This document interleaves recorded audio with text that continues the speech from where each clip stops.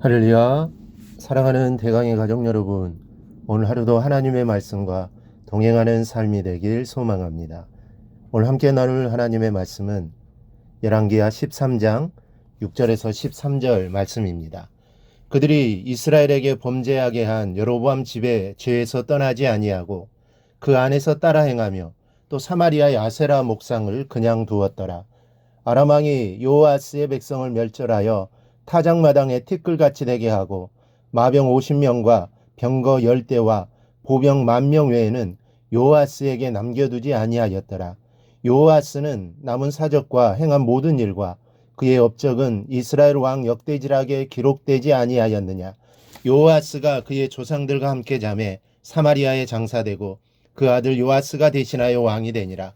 유다의 왕 요아스의 제37년에 요아스의 아들 요아스가 사마리아에서 이스라엘 왕이 되어 16년간 다스리며 여호와께서 보시기에 악을 행하여 이스라엘에게 범죄하게 한 느밧의 아들 여로보암의 모든 죄에서 떠나지 아니하고 그 가운데 행하였더라. 요아스의 남은 사적과 행한 모든 일과 유다 왕 아마샤와 싸운 그의 업적은 이스라엘 왕 역대지락에 기록되지 아니하였느냐.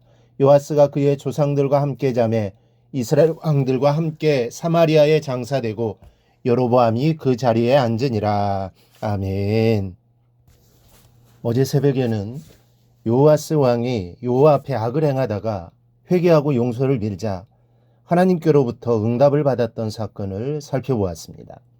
아무리 사악한 죄인이라 할지라도 회개하는 자는 용서함을 받으며 아울러 우리 주님은 죄인의 기도를 기뻐하시며 응답해 주시는 분이심을 알 수 있습니다. 그러나 오늘 말씀은 회개하지 않는 자는 매를 맞을 수밖에 없다는 교훈을 얻게 합니다. 요아스 왕이 회개하자 하나님은 아람의 손에서 벗어나게 하셨고 저들의 학대를 몰아내고 평화와 안녕을 허락해 주셨습니다.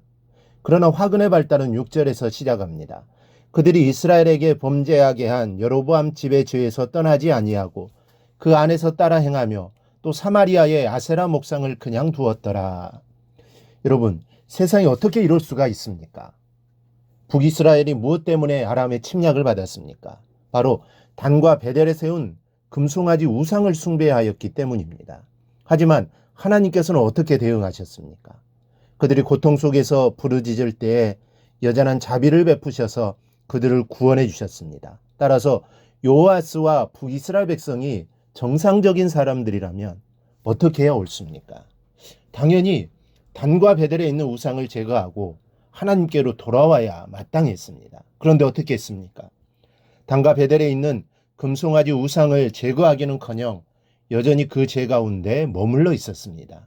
또 아세라 목상을 사마리아에 세우고 숭배하는 일도 계속하였습니다.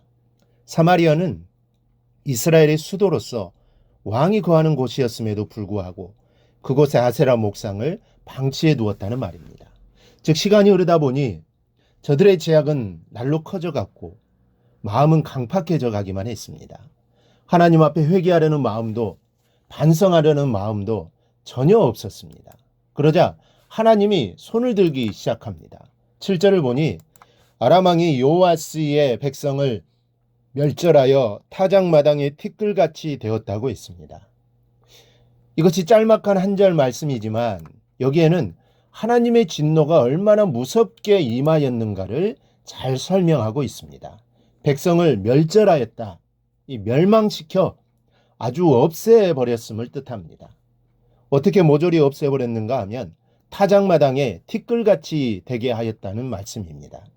여러분, 타작마당의 티끌이란 살랑이는 바람에도 헐헐 날아다니는 먼지를 말합니다. 다시 말해 모래알보다 못하다는 것을 의미합니다. 공동번역에는 발길에 채이는 먼지처럼 짓밟혔다라고 번역되어 있습니다. 먼지처럼 짓밟혔다고 한다면 어느 정도로 매질 맞았다는 이야기입니까? 정말 형편없이 맞았다는 이야기일 것입니다. 그러다 보니 7절 후반에는 마병 50명과 병거 10대와 보병 10,000명 외에는 요아스에게 남겨두지 아니하였더라고 했습니다. 이것은 이스라엘을 지키는 군대가 아니라 왕이 행차할 때 따르는 호위병 정도밖에 되지 않는 규모입니다. 그러면 저들은 왜 형편없이 매를 맞아야만 했던 것일까요? 그 이유는 저들이 회개하지 않았기 때문입니다. 큰 죄를 지었을지라도 회개하고 돌아오면 좋았으련만 죄는 날로 커져만 갔습니다. 마태복음 18장 22절에서 예수님이 말씀하시기를 7번뿐만 아니라 70번까지도 할지니라 라고 말씀하십니다.